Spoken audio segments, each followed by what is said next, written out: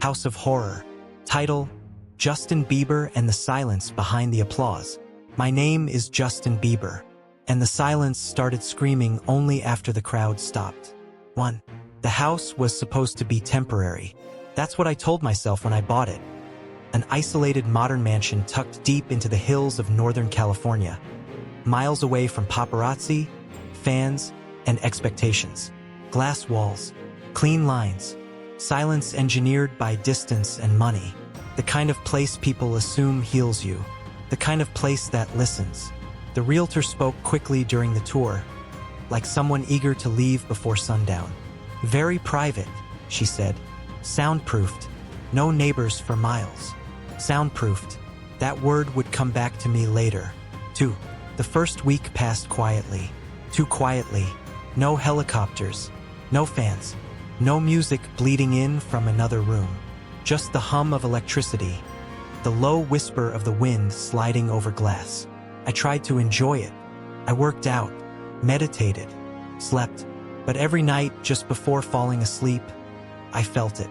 That moment when noise should exist, and didn't. The silence pressed inward, like hands cupped around my ears. 3. The first sound arrived on the 8th night. Applause. Soft, distant, out of rhythm. I sat up in bed, heart racing. The house lights were off. The glass walls reflected only darkness and my own silhouette. The applause came again. One clap, then another. Slow, deliberate, not coming from outside, coming from inside the walls. I laughed nervously. Okay, I muttered. That's not funny. The clapping stopped. I waited. 30 seconds passed. A minute. Just as I relaxed, thunderous applause erupted all at once, deafening, surrounding me, not echoing like real sound but flattened like a recording played too close to the ears. I covered my head and shouted, "Stop!" The applause cut off instantly. The silence that followed was worse. 5. I didn't sleep. The next morning, I walked the entire house, checking every room, every speaker, every hidden system. Nothing. The walls were solid. The soundproofing was extensive, layers designed to keep noise out. And apparently, I told myself it was stress, memory, trauma dressed up as acoustics. Fame rewires the brain, people say. No one mentions what it does to silence. 6. The first voice came on day 10. I was standing in the shower, water pounding against my shoulders, steam blurring the glass.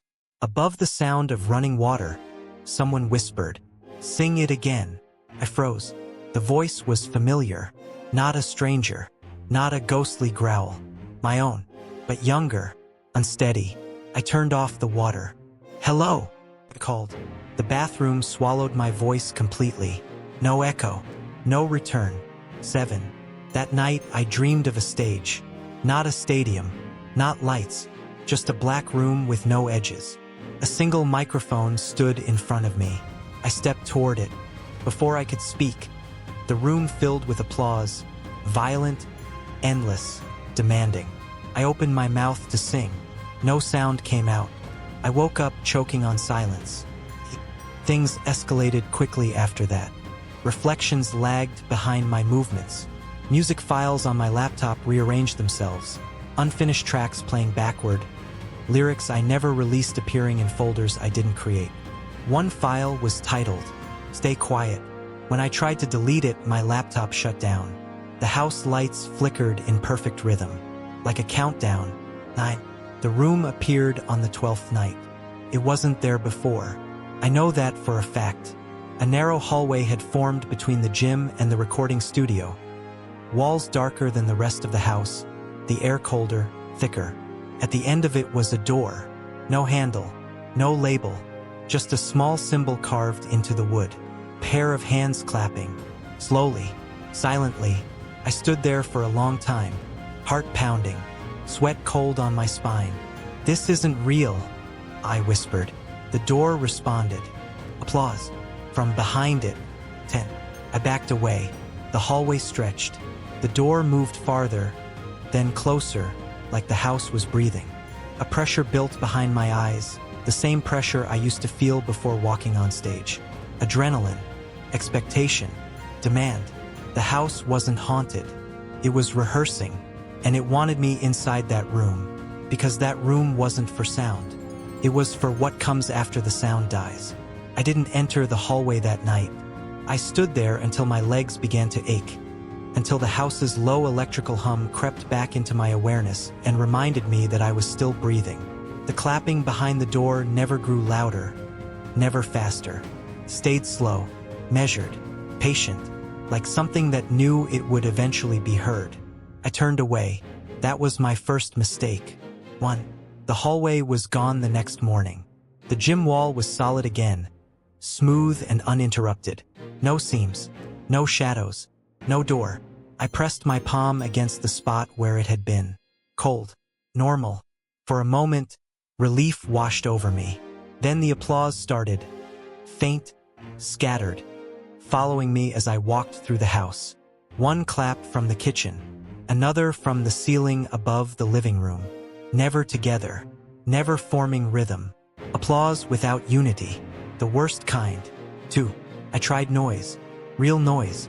I blasted music through the speakers, loud enough to rattle the glass walls. Bass thumped through the floors, shaking the silence until it had nowhere to hide. For a while it worked. Then I noticed something wrong. The music wasn't echoing, not even slightly.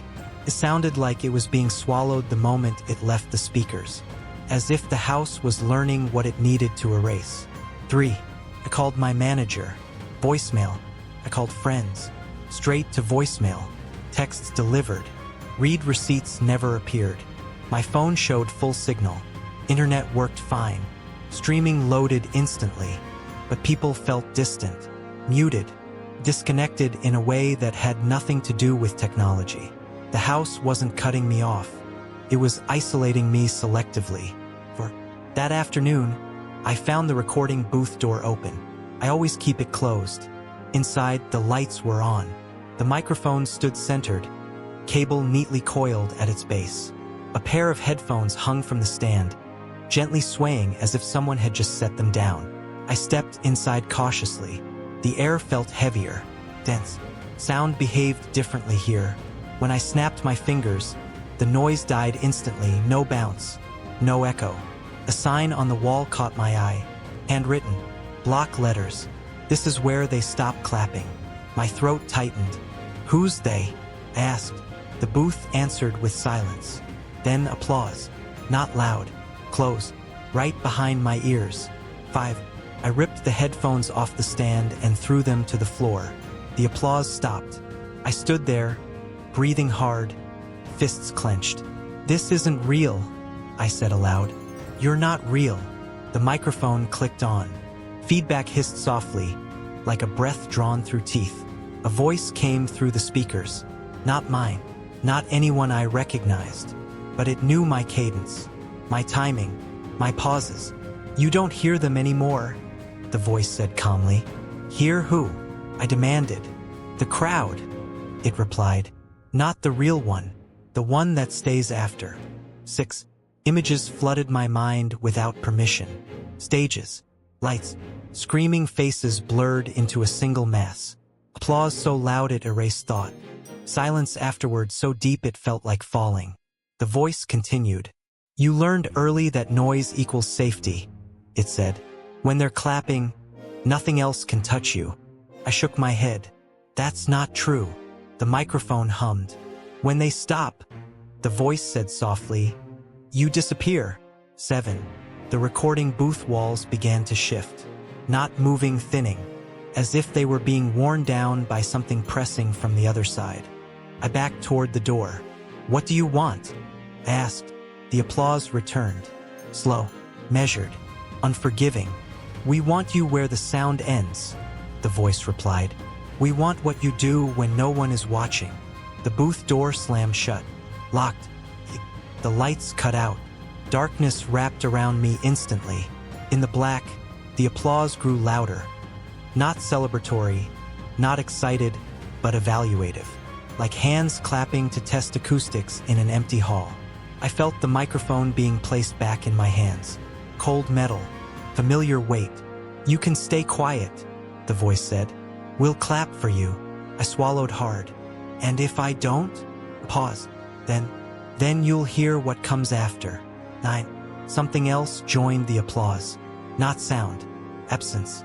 A hollow pressure in my chest. The same one I felt when the lights went down after a show and the world suddenly expected me to be someone else. The house was not haunting me. It was offering me a role. Stay quiet. Let the applause replace the silence. Let the house remember me so I wouldn't have to. I tightened my grip on the microphone. "No," I whispered. The applause stopped. Everything stopped. And in that absolute stillness, I heard it. Breathing. Not mine. Waiting. The breathing did not come from a single direction. It surrounded me. Not loud. Not threatening. Intimate. Like someone standing too close in the dark. Close enough that you can feel the warmth of their skin without knowing where their face is. I did not move. The microphone felt heavier in my hands now, as if it were being weighted by expectation. "Who are you?" I asked quietly. The breathing slowed. Then a response came. Not through the speakers, not through the walls, but directly inside my head. "We are what remains." 1. The darkness thinned. Not enough to see, but enough to sense. The recording booth was no longer a booth. The walls had stretched outward, dissolving into a vast black chamber with no ceiling and no visible edges. The floor beneath my feet felt solid, but wrong, too smooth, like polished stone worn down by countless footsteps.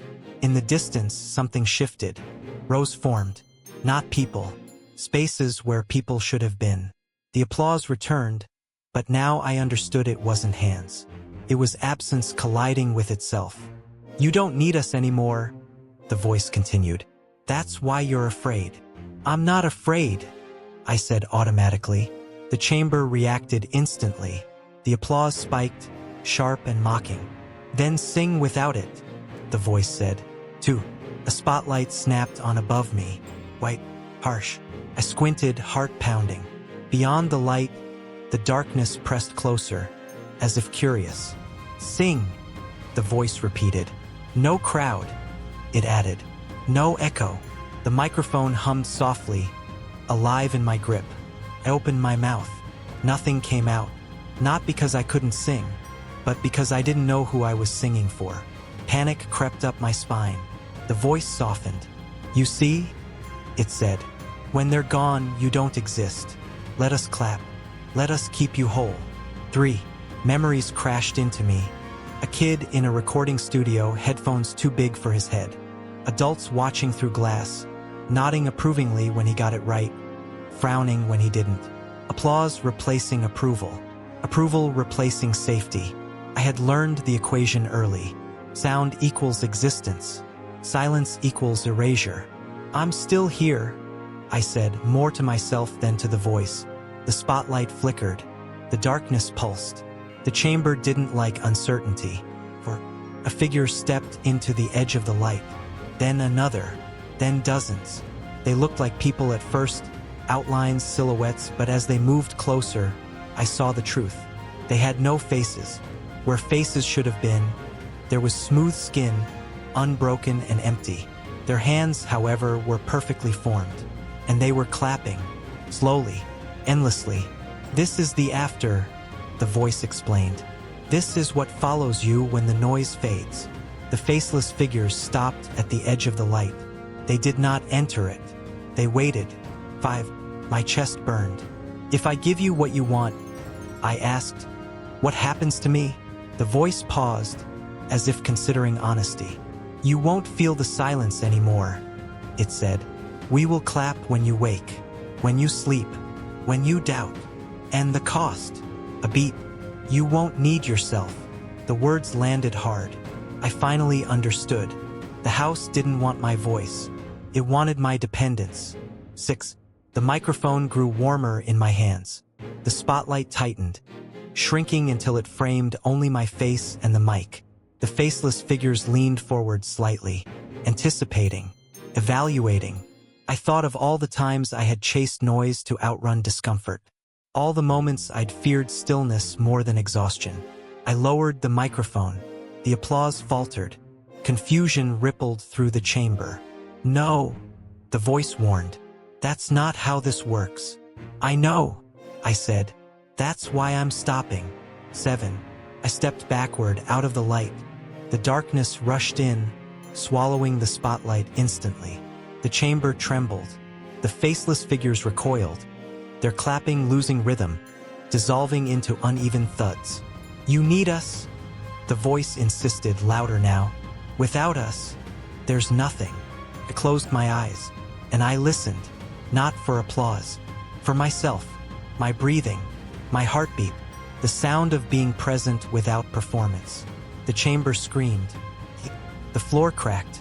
The figures collapsed inward, folding into themselves like paper cutouts losing structure.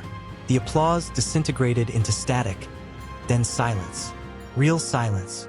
Heavy, uncomfortable, honest. I stood in it, shaking. The microphone slipped from my hands and shattered on the floor, breaking into pieces that dissolved before they hit the ground. The darkness receded. The booth walls reformed. The lights snapped back on. I was alone. 9. The recording booth door unlocked with a soft click. I stepped out into the house, legs weak, lungs aching. The house felt different now. Smaller, less confident, like something that had lost leverage. Behind me, deep within the walls, I sensed movement. Not pursuit, but retreat. The applause was gone, but the silence remained. And this time, I didn't scream. The silence followed me out of the recording booth. Not aggressively, not with intent. It followed the way a shadow follows a body, present only because I was. I stood in the hallway for a long time, listening to nothing.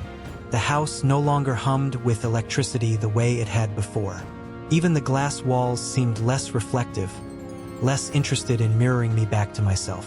For the first time since I arrived, the house felt unsure. 1. The night passed without incident. No applause, no voices, no doors appearing where they shouldn't. I slept on the couch in the living room, lights on, curtains open. When I woke up, sunlight filled the space naturally, warming the stone floors and casting long, harmless shadows. I expected relief. What I felt instead was exposure. Without the noise, without the house filling the gaps, I could hear my own thoughts clearly. They weren't kind. They weren't cruel either. They were honest. 2. The house began to decay quickly after that. Not physically, conceptually. Rooms felt less defined, as if their purpose had been erased. The gym felt like an empty box. The studio felt like a room with tools but no expectation. Even the bedroom felt unfamiliar, stripped of the weight it had carried before. I realized then that the house had never been about space. It had been about response. As long as I reacted, feared, performed, demanded noise, it had structure. Without that, it was just a building. 3. I tried music again. Not recording, just playing. Acoustic guitar. No mic, no headphones, no playback. The sound behaved normally. Bounced off walls, faded naturally, left behind silence without replacing it. I stopped playing halfway through a chord and waited. Nothing answered. My hands shook, and then they steadied. For the final sign came 3 days later. I was packing, not running, choosing. As I passed the spot where the hallway had once appeared, I noticed something faint on the wall. Not a door, not a symbol, a smudge, like fingerprints that had been wiped away but never fully erased. I touched it. The surface was warm for a moment. Then it cooled. The house exhaled. And I knew it was letting go, not of me, but of the version of me it had been built around. 5. I left before sunset. Not because I was afraid of the dark, but because staying would have meant turning the house into a monument. I didn't want that. Some places don't deserve memory. They deserve disuse. As I drove away, I didn't look back. The road curved gently, hiding the house behind trees and distance. No applause followed. No silence chased me, just sound behaving the way sound should. 6. The world was louder than I remembered. Traffic, voices, wind, imperfect, overlapping noise. I welcomed it, but I no longer needed it. That was the difference. I began seeking silence intentionally, not the kind that isolates, but the kind that reveals. Long walks without music, rooms without screens, moments where nothing performed for me and I performed for no one. Sometimes the old pressure returned, the urge to fill space, to earn existence through sound. When it did, I stopped. I stayed, and it passed. 7 months later, I heard about the house. Sold again. The new owner renovated heavily, tore out walls, rewired everything, added speakers to every room. They complained online about strange acoustics, about music sounding flat, about applause recordings glitching. They didn't last long. The house didn't follow them. It was done learning from me. I understand it now. The house was never my enemy. It was a mirror built by absence. By every moment I believed I only mattered when I was being heard. When I stopped believing that, it had nothing left to say. 9. If you ever find yourself afraid of quiet, if you feel the need to fill every space with noise, approval, reaction, ask yourself a simple question before something else answers it for you. Who am I when no one responds? If you can stay with that, truly stay, no house can keep you. The silence did not leave me when I left the house. That was the truth I had to accept. It simply stopped chasing me. 1. For a long time, I thought silence was an enemy, something that waited for the lights to go down, for the crowd to disappear, for the doors to close. Silence was where doubt lived, where questions multiplied, where the applause could no longer protect me. The house had understood that. It had built itself around that fear. And when I refused to feed it, it didn't collapse. It adapted, just not around me. 2 weeks after leaving, I noticed changes in myself. Not dramatic ones, small, unsettling ones. I no longer reached for my phone the moment a room grew quiet. I didn't play music just to avoid thinking. I didn't chase noise to confirm I still existed. That scared me more than the house ever did. Because silence no longer felt like a threat, felt like a test. 3. The dreams came back. Not the stage, not the faceless crowd. Just rooms, ordinary rooms, bedrooms, hallways, studios, empty. In the dreams, nothing happened. And yet I woke up shaken. I realized then that the house had trained me well. It had taught me to equate stillness with danger. Undoing that lesson was harder than surviving it. For I heard about the house again almost a year later. Not directly, a rumor.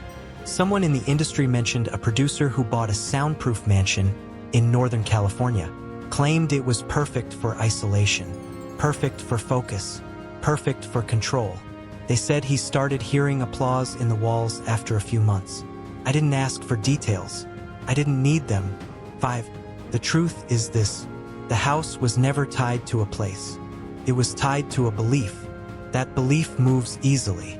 It follows people who are afraid of being unheard more than they are afraid of losing themselves. It waits for moments when noise becomes armor instead of expression. And it builds quietly. 6. Sometimes late at night I still feel it.